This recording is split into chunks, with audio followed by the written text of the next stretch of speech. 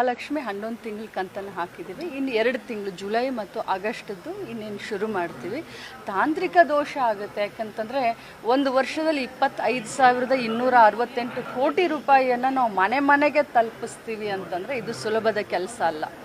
1,000 ಕೋಟಿ 2,000 ಕೋಟಿ ಹಣ ರೈತರಿಗೆ ಸಬ್ಸಿಡಿ ಹಣ ಬಿಡುಗಡೆ ಆಗಲಿಕ್ಕೇ 6 ತಿಂಗಳು 7 ತಿಂಗಳಾಗುತ್ತೆ, ತಮಗೆಲ್ಲರಿಗೂ ಗೊತ್ತು. ಅಂಥದ್ರಲ್ಲಿ 25,268 ಕೋಟಿ ಒಂದು ವರ್ಷದಲ್ಲಿ ನಾವು ಇಷ್ಟು ಕರೆಕ್ಟಾಗಿ ಕಳಿಸಿದ್ದೀವಿ ಅಂತಂದರೆ, ಡೈರೆಕ್ಟಾಗಿ ಕಳಿಸಿದ್ದೀವಿ ಅಂತಂದರೆ ನೀವೆಲ್ಲರೂ ಕೂಡ ನಮಗೆ ಶಬಾಷ್ಗಿರಿಯನ್ನು ಕೊಡಬೇಕು. ನಮ್ಮ ಮಾತಿಗೆ ನಾವು ಯಾವತ್ತು ತಪ್ಪೋರಲ್ಲ.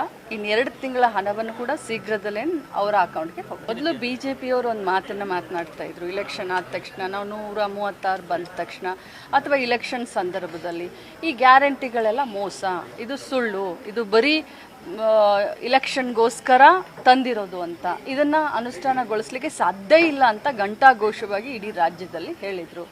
ನಾವು ಅದನ್ನು ಅನುಷ್ಠಾನಗೊಳಿಸಿದ್ವಿ. ಈಗ ಜನಪರವಾದಂಥ ಕಾರ್ಯಕ್ರಮ ಬರೀ ನಮ್ಮ ರಾಜ್ಯದ ಮಾಡೆಲ್ ಅಲ್ಲ, ಕರ್ನಾಟಕ ಮಾಡೆಲ್ ಅಲ್ಲ, ಇಡೀ ದೇಶಕ್ಕೆ ಕರ್ನಾಟಕ ಒಂದು ಮಾಡೆಲ್ ಆಗಿ ಹೊರಹೊಮ್ಮಿದೆ.